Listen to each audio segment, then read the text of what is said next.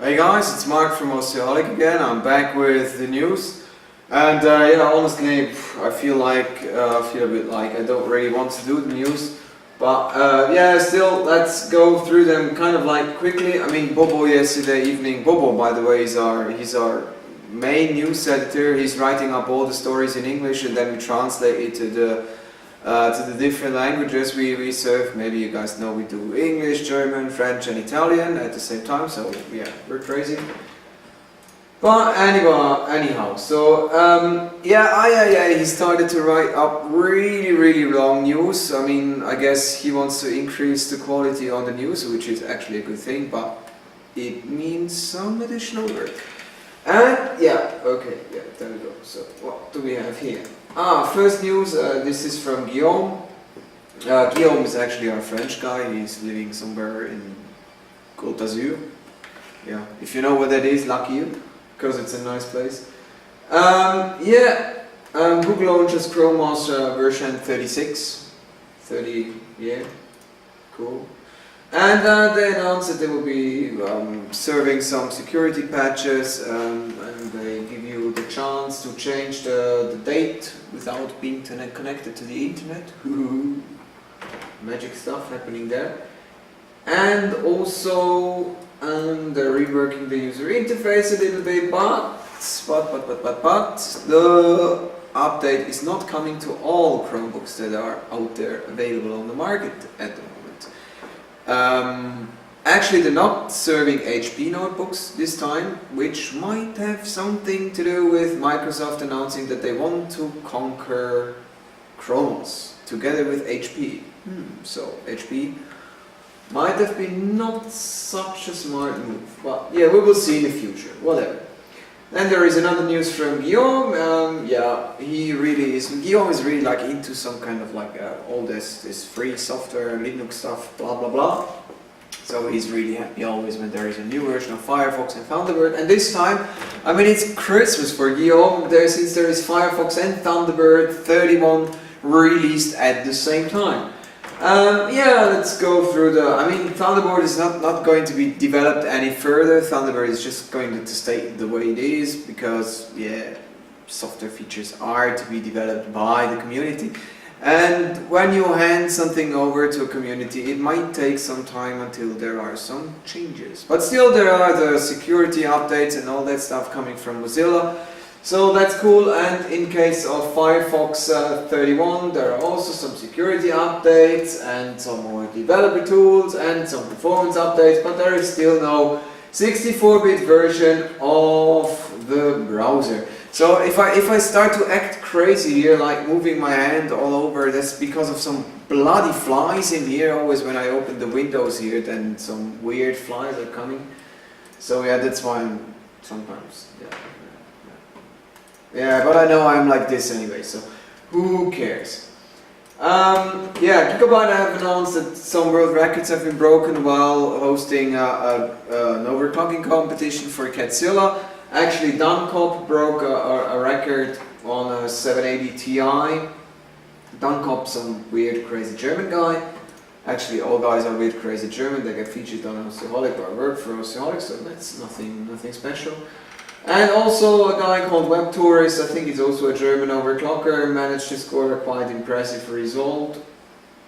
Air-cooled or water-cooled, I don't really remember what it was. If you want to know the results exactly, check out the news. Next news, Bobo, this is from Bobo now. I mean, if you guys see the text here, I mean, come on. Are you serious, man? Lots of text on the new Tegra K1 based Shield tablet from NVIDIA.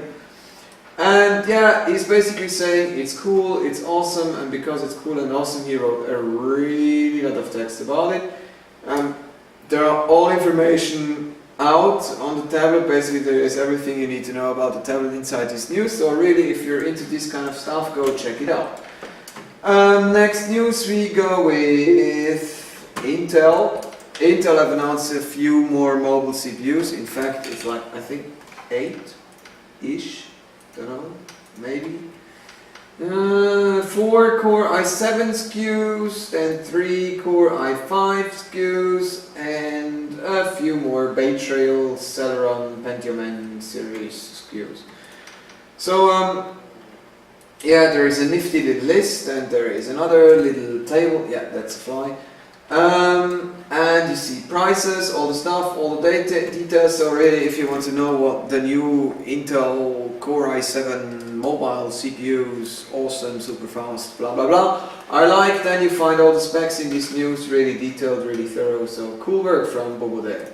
Intel also announced that they will be launching a new SSD for their enterprise customers. Actually, it's small businesses these times. The thing is called Intel SSD Pro 2500 series. It's based on a SandForce controller, bursts at like 540, 490 sequential write performance. Decent, but not really maximum. So the Samsung we've reviewed a few days back is quite a little bit faster. But yeah, should be a reliable little drive, and yeah, as I said, cool stuff for businesses. There is a news on Battlefield Hardline. I mean, actually we expected Battlefield Hardline to be released somewhere this year, but it looks like during the beta phase, DICE EA got quite a lot of feedback what they could add to the game to make multiplayer more sophisticated, whatever, more innovative. By the way, I hate this word. Cooler or whatever, sounds even better. Yeah, and also they will be taking care of the single player mode to make it, yeah, hopefully smooth this time. It's not going to crash over and over and over again. So yeah, and actually yeah, the game is going to launch somewhere next year, maybe Q1, Q2 or whatever. We'll see. Next up we're with the news on Dragon Age. Dragon Age is always also not always, sorry, didn't say that. Dragon Age is also going to be delayed, yeah, about a month or so.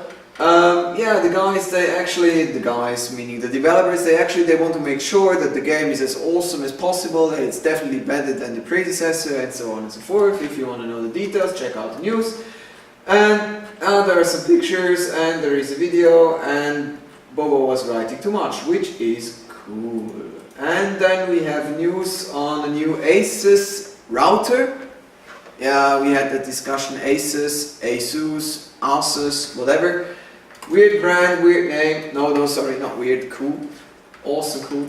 Asus have a new router with the so-called Quantenna QSR 1000 chipset, and this one is actually really nice because it offers bandwidth of up to 1.73 gigabit per second, so this is really properly fast. And yeah, the thing is not actually too cheap. It's going to cost like $269.99 US, so quite an expensive router. It comes with a lot of antennas. I mean, yeah, 4, that's a lot in my vocabulary. 4 is a lot, isn't it? Yeah, next news, we are off with some world records being broken by the crazy guy called Kingpin. He actually scored 4 new world records in, oh god, this is going to be 3D Mark 5 Strike Extreme, 3D Mark 5 Strike, 3D Mark 11 Performance preset, and 3D Mark Vantage Performance preset. And the guy, seriously, the guy's sick. I mean, properly sick. Moment of silence. Yeah, he's sick. So he has been overclocking the classified Kingpin Edition 780 Ti from EVGA to up to 2050 megahertz on the GPU. 2050. Come on, Vince. Vince, you're crazy. Vince, if you're watching this, come on, seriously, you're just crazy. Yeah, you're crazy. Yeah, let's go on with the next news. Oh, no more news. Cool, we're done with the news. Yeah, we also published a review on some really, I mean, that case, a case. It's called Deep Cool Steam Castle, and I mean, if you check out the pictures, I mean, I have to find a kind of like decent picture.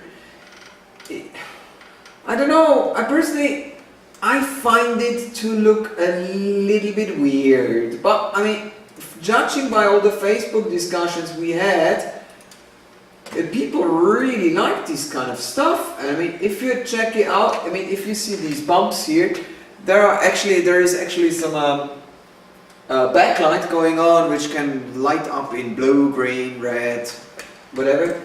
Really, it's properly cool stuff, but personally I think you either love this case or you hate this case.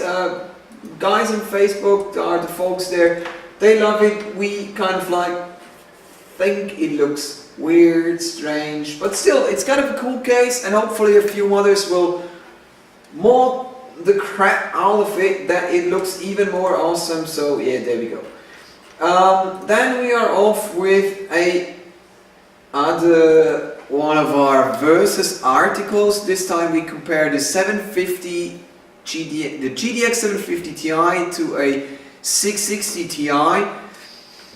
Yeah, they're generations ahead, but still, I mean, it's interesting to see how efficient the 750 Ti is. I mean, we already compared it to the 660, and with the 660 it was always almost on the same level in terms of performance. I mean, sure, the 660 features, like the 660 Ti features like 1344 shaded cores, and the 750 Ti comes with only 640, so huge different, like twice as many shaders for the old card. But still, the performance gap is 25%. I mean, if you consider twice as many shaders but only 25% more performance, whoa, there is something going on, guys. And I'm definitely very, very curious about the Maxwell GPUs that are going to hit the market hopefully this day. Not these days, hopefully this year. So yeah, really cool and crazy stuff. So yeah, and if you guys want to know what it looks like in our office, I posted a few pictures on Facebook.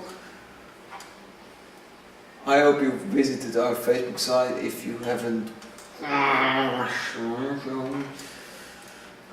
Yeah, I took a picture from Hiva's workplace. Actually, quite cool stuff. He has a lot of displays, and there is a weird Hiva on the picture too.